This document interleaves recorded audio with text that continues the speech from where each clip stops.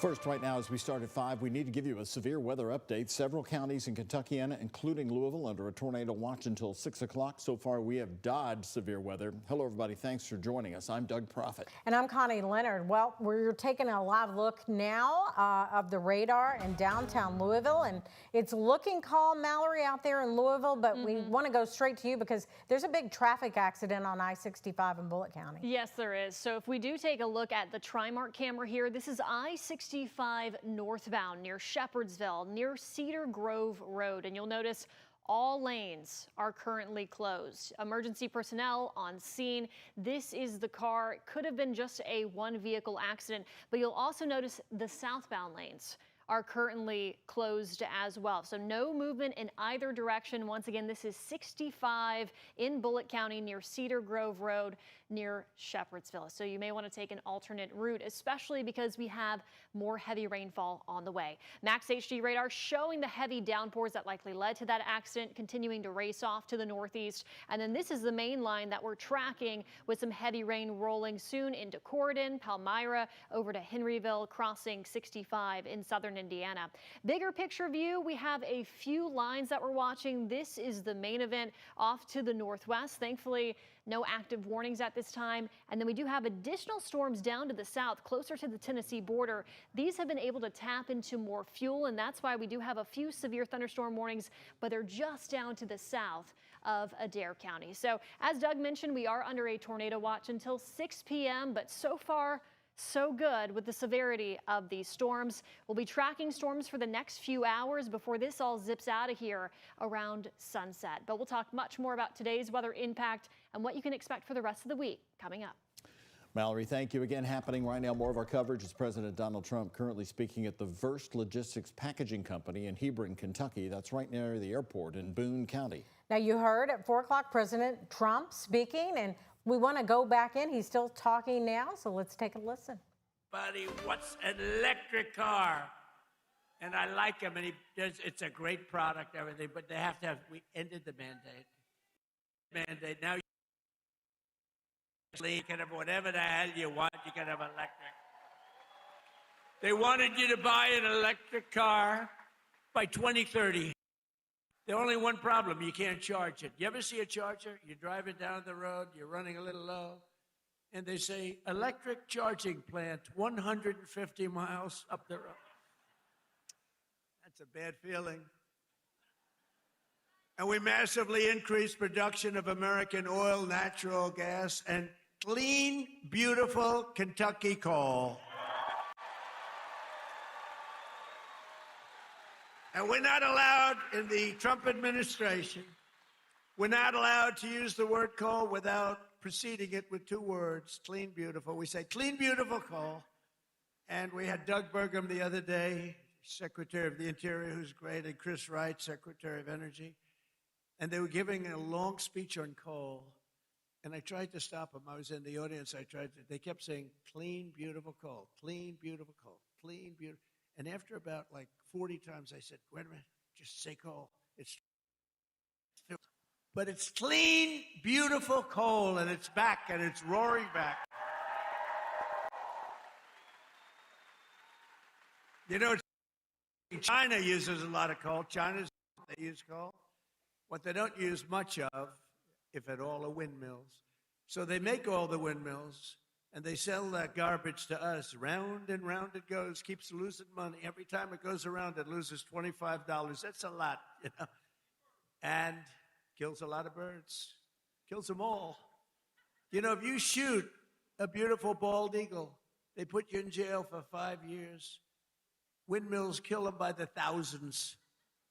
Okay, figure that one out. Last year, I took action to save 74 coal power plants from crushing restrictions and regulations that were putting them out of business, that would have forced them to shut down, including 4 plants we saved right here in Kentucky, and some of the people that work at those plants are here with us now.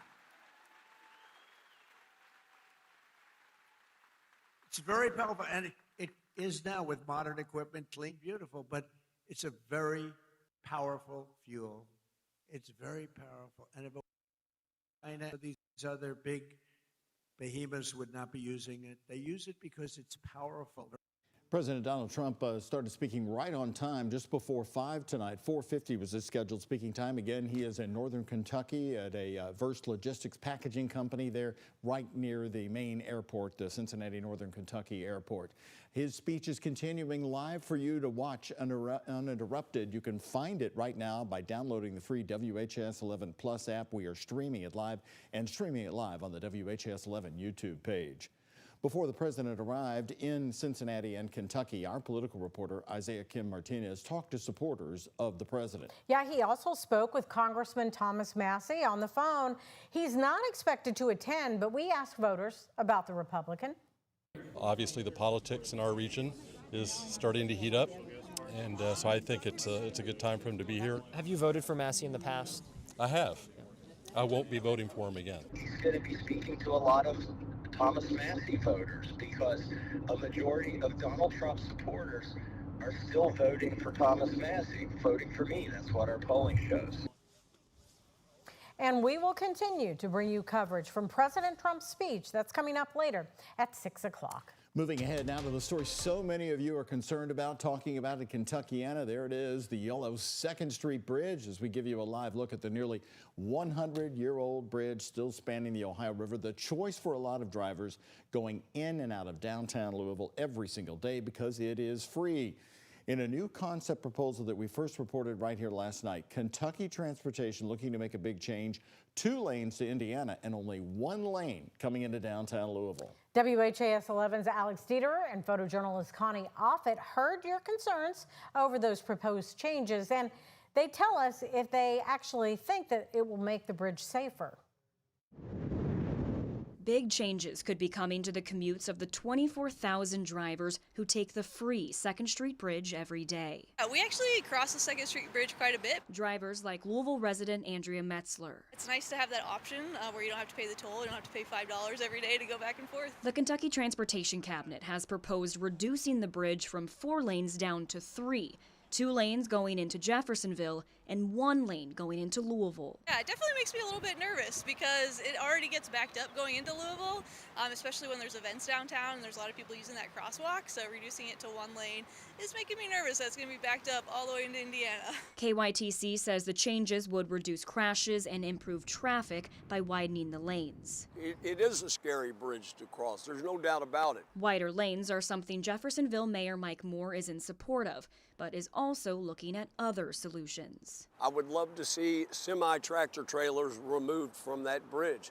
If I'm going to cross that bridge and there's a semi next to me, I'm probably not going to get beside it. I'm not going to try and pass it. They say right now they're in the development phase and they've taken feedback from both the community and local officials, and they'll continue to check on recommendations as they make their final decisions. The nearly 100-year-old bridge is now left waiting big changes that would impact 8 million drivers a year. In Louisville, Alex Dieter, WHAS 11 on your side. KYTC says engineers will continue to evaluate the bridge's condition. Right now, there's no timeline of when this project could actually start. March Madness underway. Tournament time is here, and WHAS 11 sports team has you covered. Kentucky kicking off their SEC tournament run in Nashville. It's the first game out of the gate today at 12:30 this afternoon.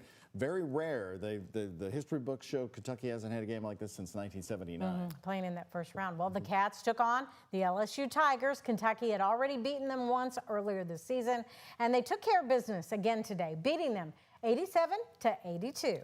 We begin our coverage with our sports reporter Sarandon Raboyne in Nashville. She was there covering it all and reports on the Cats' win. So, Sarandon, how is the team feeling after this one?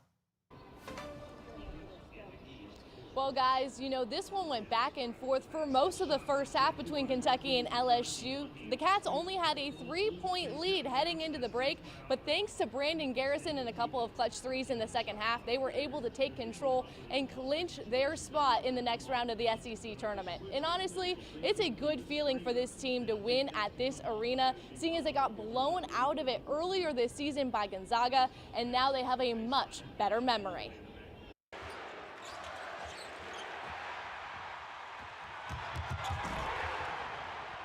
Proud of our guys for being ready to go and competing. I thought the guys started well.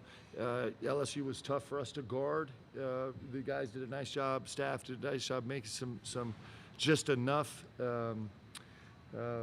Corrections and guys stepped up and made big plays for each other. We felt good. We prepared pretty well. I feel like we took away kind of their best thing, or tried to take away their best thing. How nice of it was it to get a win in this arena after earlier this season you kind of got blown out? Yeah, for sure. It was nice, just to, we was all thinking about that and talked about that yesterday. Like we got smacked, in here by Gonzaga. So just getting a win in here, for BBN, the fans showed out and just getting that back for them because, they didn't really like that loss we had in here. So, we had to get a win for them today. It's nice, it's things we need, things we want, and the season restarted. We're back to 0-0, and now we're 1-0. But in my mind, we're back to 0-0. Like I said, earlier in the year we were definitely struggling a little bit, but as time's gone on, as we've played everybody in the SEC, we've shown that when we play together and we play for the full 40, we can be the best team in the conference. Now this team played like a team with big contributions from Otega Owe and Brandon Garrison, who had some physicality in the post. Coming up at 6, I'm going to talk more about how BG shined and how that physicality came to be in the SEC tournament. Guys? All right, Sarana, thank you. Looks like you're rain-free for the moment there down in Nashville. We're going to have a full game breakdown of the Cardinals and SMU Mustangs at the ACC tournament. In fact, they just won the game a few minutes ago, 62-58. Sports Director Ken Spencer is on the tournament trail with the Cardinals. He's going to join us live from Charlotte, North Carolina, tonight at 6. But